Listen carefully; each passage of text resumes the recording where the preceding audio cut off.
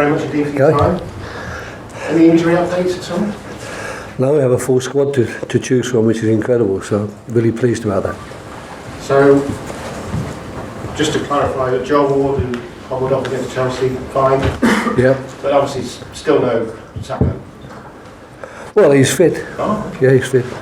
No, the whole of the contingent is fit. We were obviously concerned about Wilf Zaha, but his foot, which forced him out of the match for the Ivory Coast, has improved, and we think he'll be fit for tomorrow, and the same for the rest of the squad. So I've had to leave some players out of the squad today. So that's the first, isn't it, that? Yeah, it is, that's right. I think it's an achievement. Our sports science and medical people deserve a great pat on the back at this quite late stage in the season, really, when we were a third of the way through. To have all 20 outfield players available is fantastic. And obviously with Saka, you've got to be careful, maybe not start with him, or not necessarily? He's available, as I say, but it's an area of the field where we have great options, really, and of course the two that have been playing there in his absence have done extremely well, so he might just have to be a little bit more patient before he comes back in. Can I ask you about Victor Camarasa? Obviously he's not really been involved. Some suggestion that he might be going off somewhere else on loan or taken back indeed. Any news on him? No, there's no news on that. He's been training very well. His misfortune, I suppose, is to come at a time when we have such an awful lot of midfield players and start the season as well as we did with a very stable group of guys in that midfield, and it's not been possible for him to break in because he also, of course, in very tough competition with Max Meyer because they are both offensive players and both bring us something different. We like both of them, but as far as I'm concerned, I'm happy to be working with him here. I'm planning on him staying, but who knows, I guess. So no murmurs of discontent from Betis or from the players? No, of course, all players, and he's not alone, they're not happy if they're not playing in the team, but they have to accept that. You know, we've got 20 fit outfield players, I can only play 10, so I'm afraid I've made 10 pretty unhappy with my team selection. But no, his working training has been very good, he's been exceptionally professional, and I respect him as a player. Question that's never new when you're talking about players who aren't happy when they're not playing. Christian scoring again for Belgium, a couple this time. Must be good for a goal scorer's confidence to go away and play a full game and score a brace. Yeah, it's a very good international break for us this time.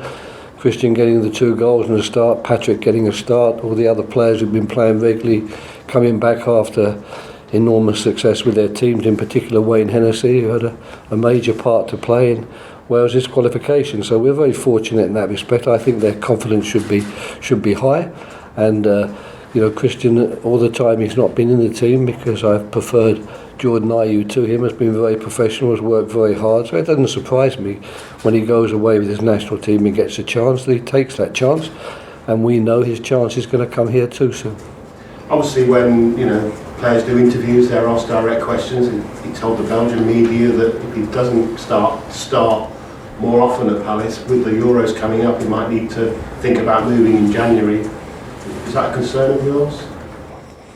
Well, it would be a concern if the club were planning to sell him, perhaps, because we only have 2 centre forwards plus a recovering Connor Wickham, but Connor hasn't played for a long time.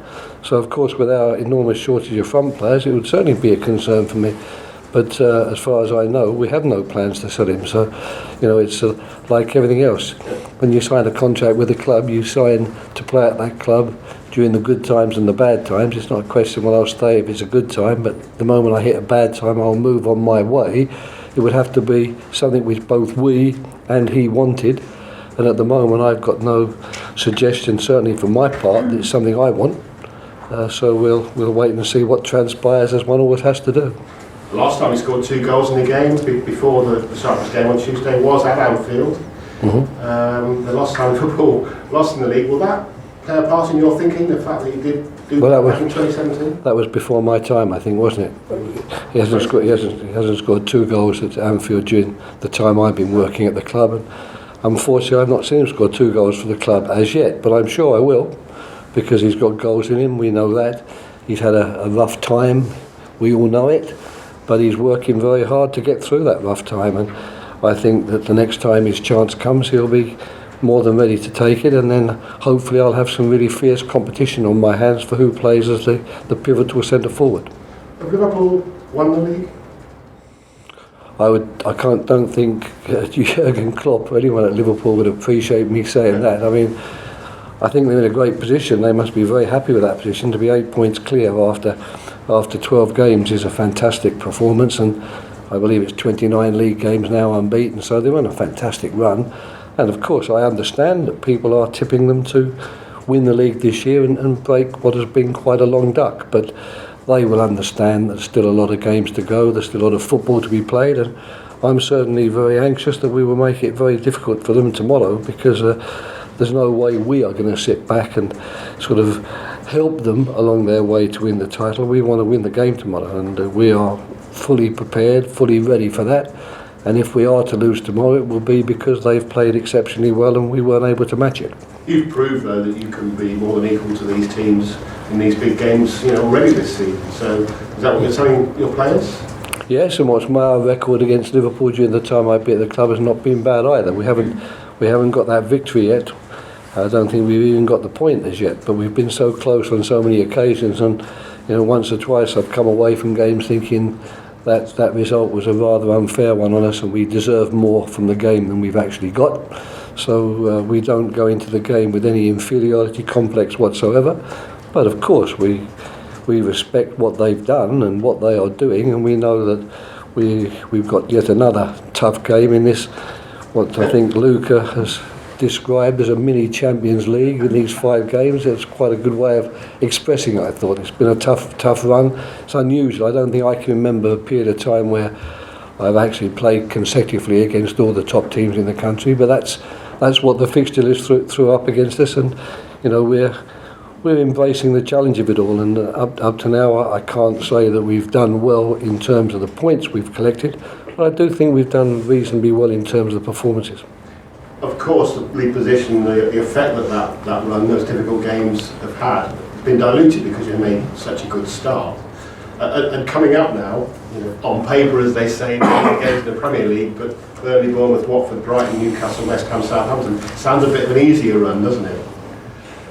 Well, you're not playing the top 5 teams in the country, so obviously I suppose everything relative to that looks easier, but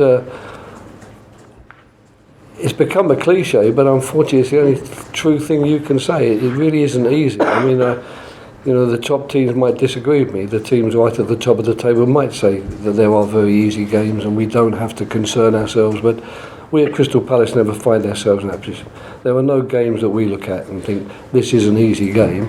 All we can say is that the games that are about to be played in the last 6 before we reach the halfway stage are against teams at least in a similar sort of position as us in the table, but that doesn't mean to say it'll be easy for us. And once again, like all managers, we all say the same thing. If we aren't really at the very, very top of our game in terms of our focus, in terms of our determination, in terms of our preparation, you lose those games. The final one from me, thanks for your time, Roy. Obviously the Jose question. He's back. So he's a new improved Jose. He's benefited and learned from his time out of the game, which I'm sure is true. You can do that. Do you welcome him back to the Premier League? Yes, of course I do. It's one of those situations where a lot of superlatives have been said about Maurizio, and I can't add to those, but I certainly have an enormous respect for both men. I have no idea what has provoked the situation at Tottenham. Only people who know that are the people on the inside, and it's not for me to comment on it because it's none of my business. But I had a great working relationship with Maurizio when I was with England, and have enormous respect and admiration for the work he's done. But the same applies for Jose. When I was with England, he was also very, very good to work with, and I think it's replacing one great manager with another, and of course taking over a squad of players that are an extremely talented group of players, and I'm certain that whoever had to manage them with the 2 people you're mentioning, that their fortunes will improve in the rest of the season. Hi Roy, Premier League. Full squad, as you say. Liverpool likely missing a couple of key players, possibly Salah, Robertson. I'll believe that when I see it. Okay. Will that help to give extra confidence and perhaps change your strategy at all? No, not at all. We are counting on them playing. So until such time as I pick up the team sheet and they're not playing, then I'll think about it. But I think both will be fit to play. I'm presuming both will be. I have no idea, but I'm presuming that we will face what Jurgen Klopp has obviously seen as his strongest team in recent weeks, because I believe he's got enough respect for us and what we're capable of doing not to make unnecessary changes if it's not forced upon him through injury. What do you think will be key to stopping them? Well, there's a lot of things that are key to stopping them. I mean, first of all, we've got to make certain that we restrict the space that their front three players are so good at using and so good at finding. We've got to defend well in the wide areas, because in the wide areas they have good combinations and fullbacks who are very attack-minded. We've got to make certain our defending in and around the penalty box is very good, because we know that when chances come their way, they've got the ability and the technique and talent to take those chances. And then, of course, we've got to be aware of the fact that they are a very energetic team. They have a very high pressing culture, that when the ball is lost, all the players close to the ball work very, very hard to quickly win it back. And we've got to be aware of that to make certain that we have got enough composure to sometimes free ourselves from that pressure to ask questions of our own when we can get the ball behind their back line. Is that enough? That's potted. That's potted. Obviously, Palace had some great results earlier in the season, the last couple of games, Leicester, Chelsea. What limitations did they show up? What did you learn from those losses? I don't know that I would regard them as showing up limitations.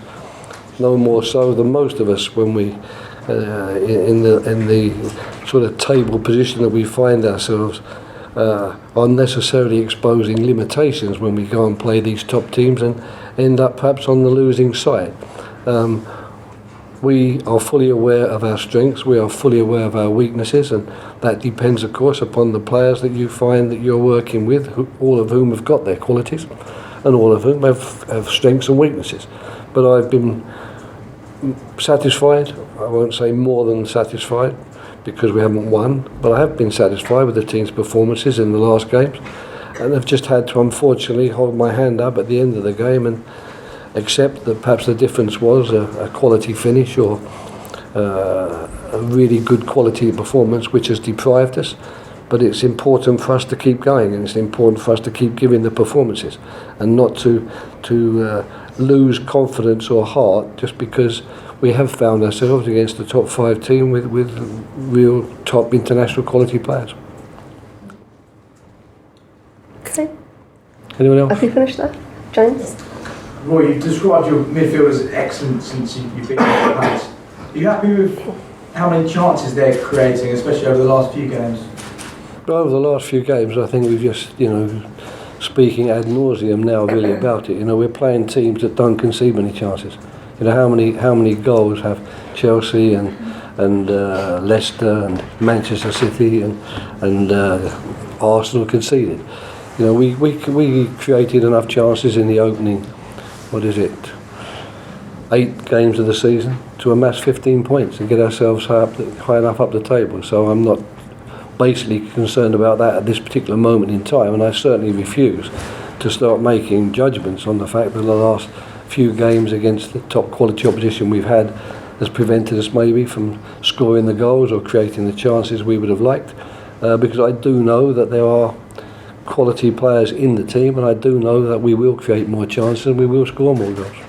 In terms of Wilfred Zaha, it was a difficult summer, and there were signs that he'd shown form again against Wolves and Norwich. Are you happy with his overall level of performance at the moment? Yes, absolutely. Alex Oxlade-Chamberlain, you gave him his debut for England. That was 7 years or so ago now. Are you impressed by how he's bounced back from his latest setback? It was a horrendous injury, and he's shown good form. Yeah, we've been unlucky with Alex. I mean, quite a few players actually made their debut during that period of time. Alex was one that we expected great things from, and on 2 occasions, just before the World Cup, he got badly injured in a friendly game, and before he went to the Euros in 2016, he got injured playing club football. So in terms of my working at the international level, it was often in qualifying games or in training sessions, because when we got to the major tournaments he wasn't available, which is very unfortunate, because of course he's a quality player and we would have found a good use for him, I'm sure. But I'm pleased for him because he's a very good professional and a very good human being. I'm very pleased for him that he's overcome this really unfortunate period of his life where one injury seemed to be followed by another, and to come back in such good form as he is at the moment. And I also hope that in saying such nice things about him, he won't make me really eat my words by scoring a hat-trick tomorrow. Just finally, is there any update on the contract situation? I know you've been speaking about it with Steve for a little while. No update. No. Okay. Any others? No? Okay, that Thank you, concludes Roy. Pleasure. the broadcast Pleasure. section. Thank you.